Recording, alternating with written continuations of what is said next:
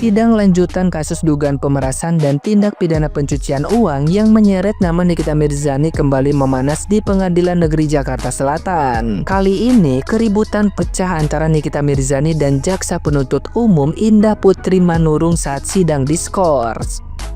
Ketika hendak meninggalkan ruang sidang, jaksa meminta agar Nikita Mirzani mengenakan rompi tahanan dan diborgol terlebih dulu. Permintaan itu langsung memicu kemarahan Nikita Mirzani yang mengumpat dengan nada tinggi sambil menyindir fisik jaksa, bahkan menyuruhnya melakukan operasi plastik. Tidak berhenti sampai di situ, Nikita Mirzani juga melontarkan tuduhan bahwa jaksa telah menerima uang suap, menyeratkan ada permainan kotor di balik proses hukum yang tengah berlangsung. Ketegangan dalam persidangan ini bukanlah yang pertama. Sebelumnya, Nikita Mirzani sempat membedak jaksa karena memotong penjelasan saksi dari Doktif. Ia menuduh jaksa tidak netral, memukul meja dan meminta sidang berjalan dengan adil tanpa intervensi. Ricuh makin memanas saat pendukung Nikita Mirzani ikut bersuara memaksa hakim menunda persidangan sementara. Kasus ini sendiri merupakan bagian dari konflik yang lebih besar, di mana Nikita Mirzani dituduh memeras Reza Gladys. Nah, gimana nih menurut netizen yang terhormat? Silahkan berkomentar ya. Perhatian bagi kreak-kreaknya Lemon.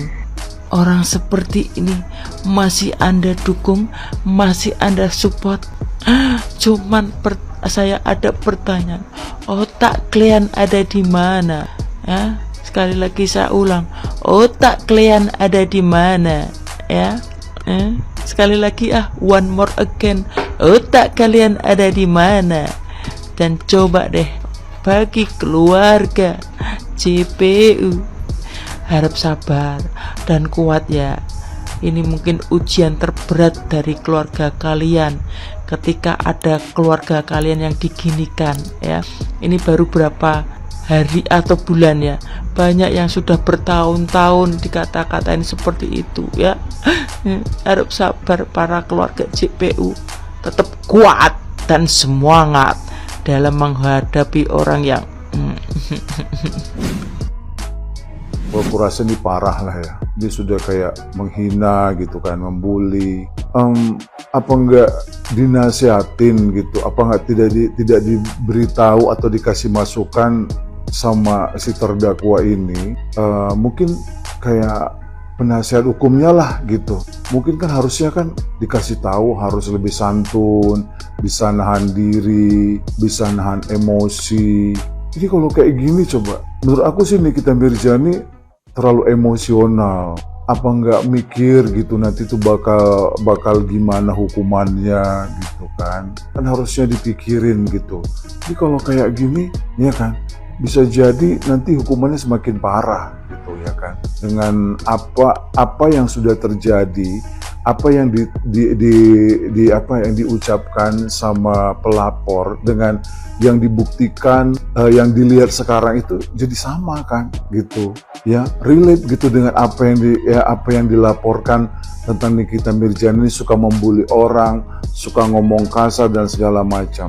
Jadi terbukti gitu ya kan, sampai bilang muka orang jelek, kenapa nggak operasi, dapat duit berapa, dapat amplop berapa, kayak gitu-gitu.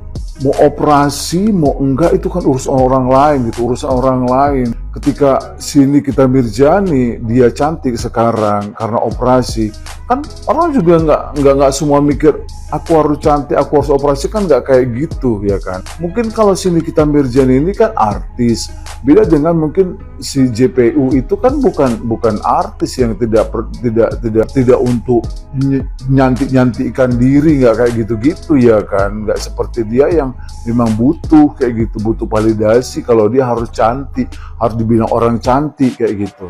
Ya itu kan namanya kan ngatur-ngatur hidup orang. Ya mau operasi kok, mau jelek kok, mau cantik kan, nggak habis pikir pun cara berpikirnya itu gimana. Kan dia ini kan terdakwa gitu. Aduh, nggak tahu lah. Pak Hakim, saya masih mau sidang, Pak Hakim. Saya mau sidang. Tumben lu nangis-nangis merayu-rayu. Biasanya lu maki-maki. Biasanya lu cengeng juga lu ternyata. Mampus. Puas saya melihat kau merengek-rengek, merasa tersakiti, terjolimi, terhina. Ya kan? Itulah karma. Ya, bagaimana rasanya orang yang disakiti, dihina, dimaki, dicaci. Sidang hari ini aku kayak nggak begitu nyimak gitu, karena dari awal aja udah huru-hara, udah kacau, udah nggak kondusif. Akhirnya hakim memutuskan untuk sidangnya diskors beberapa jam, ditunda beberapa jam karena bener-bener nggak karu-karuan sih. Dan aku lihatnya gini, ini kalau kalian fansnya sayang sama idola kalian jangan melakukan hal-hal kayak gitu, karena itu justru merugikan artis idola kalian. Terbukti kan tadi NM nangis-nangis pengen sidangnya dilanjutkan, tapi hakim memutuskan untuk jam 4 stop karena NM harus ke rumah sakit, dia juga lagi sakit. Tapi terdakwa ini kekeh pokoknya sidangnya pengen dilanjutin gitu. Dia pengen saksi-saksi yang lain dihadirkan hari ini. Tapi nggak bisa. Karena apa? Dari awal sidang, waktu udah banyak terbuang. Karena apa? Karena kalian rusuh. Kalian teriak-teriak. Kalian marah-marah. Kalian maki-maki di situ.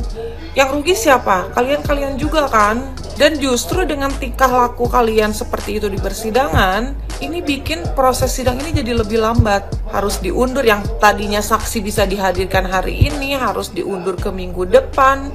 Itu nambah waktu 1 minggu Ami di dalam sel. Ini kapan mau vonis kalau misalkan tiap sidang pada ribut kayak gini? Kalau kata gue mah ya, jadi manusia itu jangan jadi manusia jahat, ya. Makanya jadi orang jangan jadi jahat. Mau jadi apa lu jadi manusia jahat? Manusia itu makhluk paling sempurna, punya akal, yang punya perasaan. Ini boro-boro perasaan, akal aja kagak ada. Kalau kata gua mah ya, semua orang ya dijelek-jelekin. Nggak semua orang. Gampang banget lu ngejelek-jelekin orang, ngebuka aib orang. Kalau udah ngomongin orang sama yang ngebuka aib orang, nomor 1 pokoknya. Pokoknya yang dia paling bener, orang kagak ada yang bener. Ya, heran dah sama orang macam kayak begini. Mau jadi apa lu manusia kayak begitu? Paling bener lu sendiri, manusia paling apa? Sempurna gitu. Gila kali. Aib orang yang udah baik sama lu aja bisa lu buka, lu puter balikin. Jahat lu jadi manusia. Udah tahu pas lagi lu susah siapa yang nolongin. Heran banget pada kayak begitu. Mau jadi apa gue tanya kayak begitu. Makanya karena lu jahat sama orang ya, ada aja lu masalah lu. Udah kelihatan, udah ketahuan tuh ya. Lu harusnya mikir sampai kejadian kayak begitu sama keluarga lu sendiri. Ya kan? Kagak mikir juga loh. Tetepnya masih arogan udah kayak begitu. Orang mah ya cooling down, paham gak cooling down? Jangan lu ngerasanya gua mah arogan itu, Neng. Jahat mulu lu jadi orang kagak baik-baik. Troublemaker aja kerjaan lo, berantemin semua orang. Dan herannya lu gak ada selesai-selesainya urusan sama pengadilan. Gue puyeng dah. Makanya gue bilang juga apa, jangan jahat jadi orang. Lu mau baik, maksud gue ya, lu mau sedekah kayak apapun, kalau lu banyak nyakitin orang, lu didoain jelek sama orang. Jelek, paham gak lu?